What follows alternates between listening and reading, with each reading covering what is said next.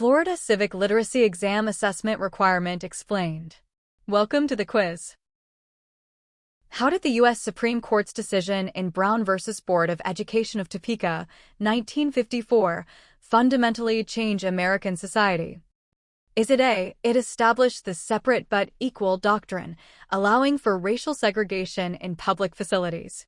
Or B, it ruled that racial segregation in public schools was unconstitutional, overturning Plessy v. Ferguson?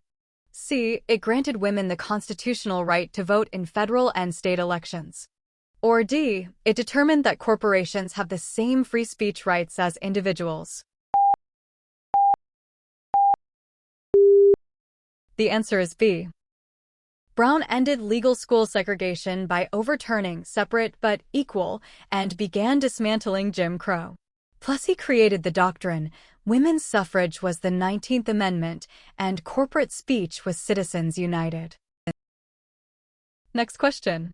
What was the primary purpose of the Federalist Papers, a series of essays written by Alexander Hamilton, James Madison, and John Jay? Is it A, to argue for the ratification of the U.S. Constitution by explaining its provisions and defending its principles? Or B, to declare the American colonies' independence from Great Britain and justify the Revolutionary War? C, to propose a set of amendments to the Constitution that would become the Bill of Rights?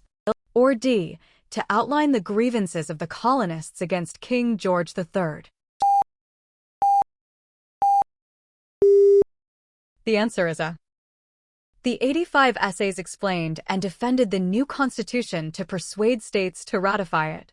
The Declaration announced independence, the Bill of Rights came later as amendments, and grievances against the king were in the Declaration. Next question. What is the primary function of the U.S. Constitution's Bill of Rights? Is it A, to outline the structure and powers of the three branches of the federal government? Or B, to guarantee certain fundamental rights and protections to individual citizens against government action? C, to establish the process for amending the Constitution as societal needs change? Or D, to define the relationship between the states and the federal government? The answer is B. The first 10 amendments limit government power and protect individual liberties, such as speech, religion, and due process. Structure is in the main articles, amendment process is Article 5, and federal-state relations are in the main body and 10th Amendment. Next question. A U.S. senator from Florida wishes to engage in a lengthy debate to delay a vote on a bill they oppose. This procedural tactic, which is a notable feature of the Senate, is known as what? Is it A, a filibuster? Or B, a cloture motion? C, a pocket veto? Or D, a discharge petition? The answer is A. A filibuster allows unlimited debate to delay or kill a bill in the Senate. Cloture ends debate. Pocket veto is presidential, and discharge petition forces a bill out of committee in the House. Next question. When the framers of the U.S. Constitution established a system of federalism, what distribution of governmental power did they intend to create between the national government and the state governments?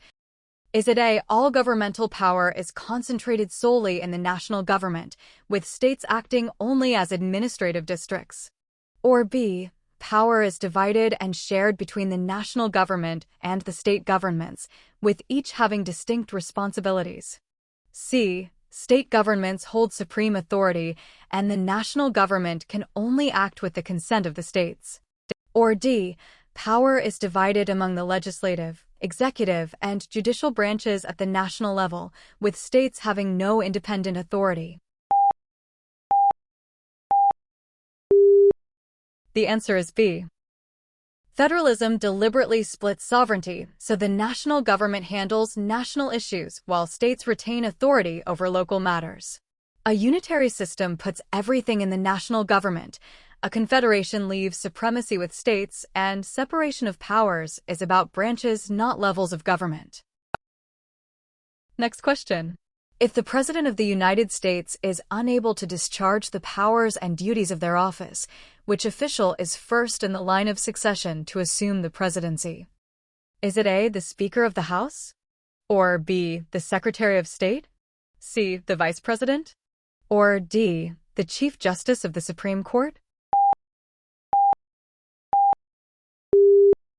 The answer is C. The 25th Amendment and Presidential Succession Act place the Vice President first. Speaker is second. Secretary of State is fourth. Chief Justice swears in but does not succeed. That's it for today. Don't forget to like and subscribe. Tell us how many you scored out of 6 in the comments, and let me know what topic I should post next. Bye.